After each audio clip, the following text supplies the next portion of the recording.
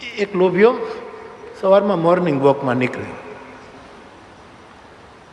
થોડું થોડું મોહુજણું હતું, નીકળ્યું. અને એમાં એને ઠેસ વાગી, એક પથ્થર ઉખડી ગયો, એનો નખે ગયો, પથ્થર નીકળી ગયો ને જમણા પગનો નખે ઉડી ગયો. પણ એ ઠોકર લાગી નહીં, જે પથ્થર ઉકળ્યો એમાં એને જોયું તો આમ સોનાનું કડું દેખાણું સપનામાં. એનું સપનું આવ્યું, સવારના મોર્નિંગ વોકમાં ગયો છે, સપનામાં એને આ ઠેસ વાગી, એમાં સોનાનું કડું, એને આઘી પાછી માટી કરી અને કડું ખેંચ્યું તો આખું સોનાનો કળશ નીકળ્યો. લોભિયાના સપના આવા જ હોય. એને ઝાડવા રોપવાના વિચાર ન આવે, આટલા કાપી નાખીએ તો અહીંયા પ્લોટ થાય એવા જ વિચાર આવે સાહેબ, અહીંયા સોસાયટી બની એવા જ લોભિયાને વિચાર આવે. એટલે એણે આમ નરમ ત્યાં તો આમ ખેંચ્યો, ત્યાં તો આવડો મોટો આવો મોટો જરૂર નીકળ્યો સાહેબ. ઓ સપનામાં. પછી એણે ઢાંકણું ખોલ્યું, આમ બંધ થાય ને, ભૂલમાં આમ થઈ જાય તો શ્રોતાઓ એમ કે બાપુને ઢાંકણું ખોલવાની ખબર નહીં. મેં તમારા દરવાજા ખોલી નાખ્યા છે, ઢાંકણા શું સાહેબ, એને કલ્પના તો. પછી આમથી આમ આમ આમ કરી કરી આમ જ હોય છોકરા, ખોલી નાખ્યું. અંદર જોયું જળહળાટ, રત્નો, સોનાની લગડીઓ, સોનાના સિક્કા અને આખો કળશ સપનામાં.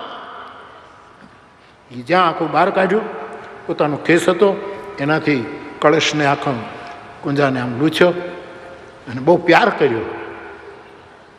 એમાં એક કવિરાજ સપનામાં આવ્યા, ઝાડની પાછળથી નીકળ્યા. શાબાશ, કરણનો બીજો અવતાર, શાબાશ, દાતાર દાતાર, જય હો જય હો.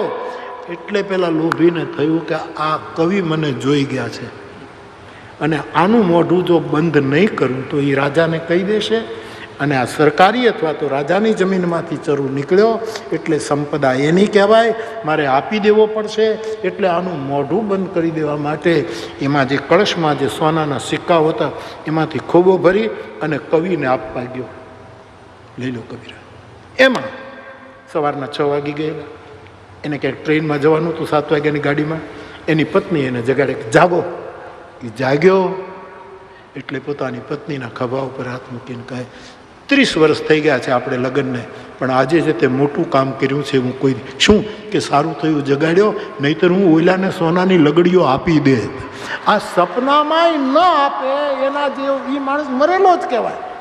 કલ કામવશ કૃપણ બિમૂઢા. બિમૂઢા એટલે વૃદ્ધ નહીં,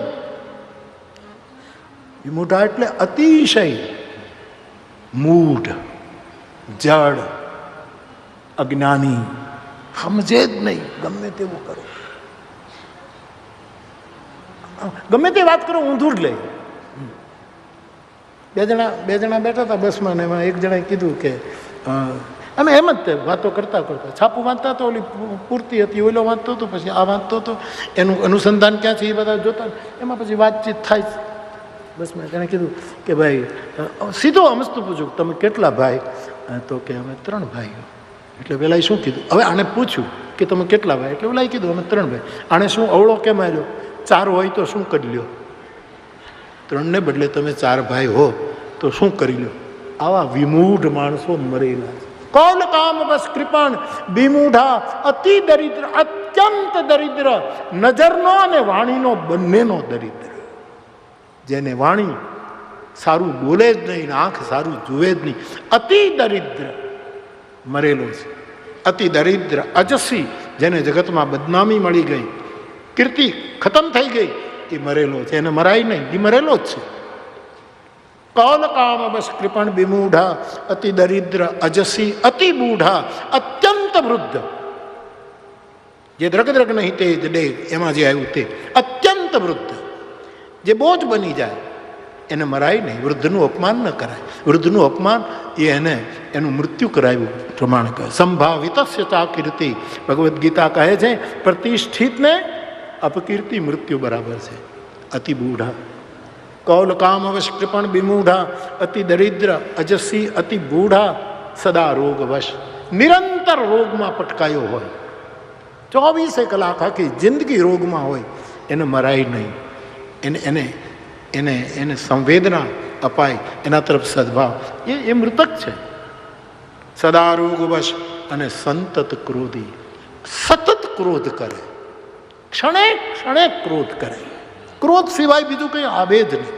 આટલો બધો ઠાંસી ઠાંસી તમો ગુણ જેનામાં ભર્યો હોય મરેલો છે. ક્રોધીને મારવાની ના પાડી. સદા રોગવશ સંતત ક્રોધી વિષ્ણુ વિમુખ.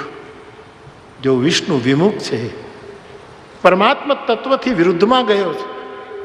વિષ્ણુ એટલે વ્યાપક બ્રહ્મની અહીંયા ચર્ચા, વિષ્ણુમાંની વ્યાપક.